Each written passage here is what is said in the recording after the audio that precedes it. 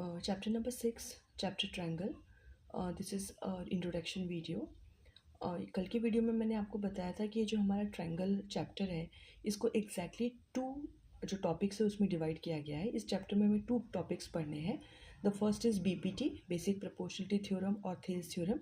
इसका इंट्रोडक्शन मेरे कल की वीडियो में मैं आपको दे चुकी हूँ. Now today we will discuss about the similarity of triangle. ये जो चैप्टर है हमारा, इसमें सिमिलैरिटीज़ ऑफ ट्रायंगल्स जो है उसका क्या इंट्रोडक्शन है, इस वीडियो में मैं आपको वो समझाऊंगी. ये जो बीपीटी है इसका जो फुल थ्योरम है वो भी हमें प्रूफ करने के लिए आती है. तो जो मेरा नेक्स्ट वीडियो होगा उसमें इसका पूरा डिटेल्ड प्रूफ आपको मिल जाएगा. ना सिमिलैरिटी ऑफ ट्रायंगल, नाइन्थ जो स्टैंडर्ड थे आपके, आप उसमें पढ़ के आए हैं कि what do mean by the congruency of triangle. Congruency of triangle क्या होता है?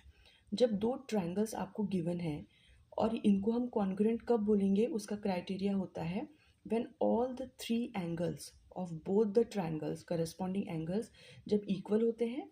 और सेकंड इसका क्राइटेरिया होता है कि ऑल द करस्पॉन्डिंग साइड्स जो है वो भी इक्वल होती है.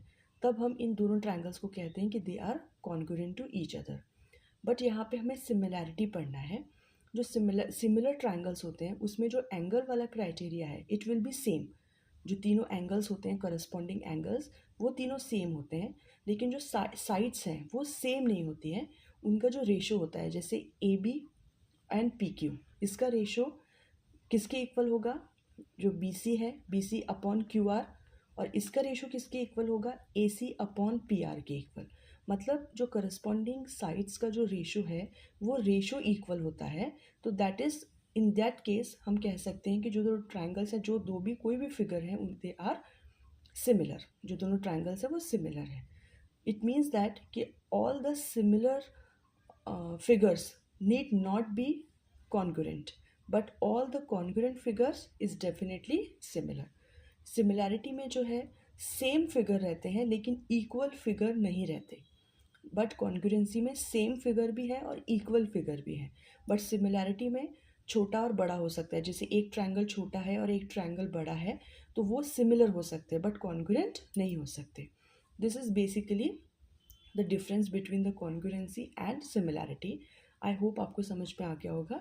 आगे जब हम और क्वेश्चंस करेंगे तो आपको इसका जो पूरा टॉपिक है वो और भी अच्छे से क्लियर हो जाएगा. तो जब हम सिमिलैरिटी प्रूफ करते हैं तो हमें ये सब कुछ प्रूफ करने की ज़रूरत नहीं है. इसके भी क्राइटेरिया गिवन है. All the 3 angles are equal then they are similar. If 2 angles equal हैं तो भी सिमिलर हैं. ऐसे इसमें साइड्स का सेम रेशो होना चाहिए और तीनों साइड का भी सेम रेशो होना चाहिए. देन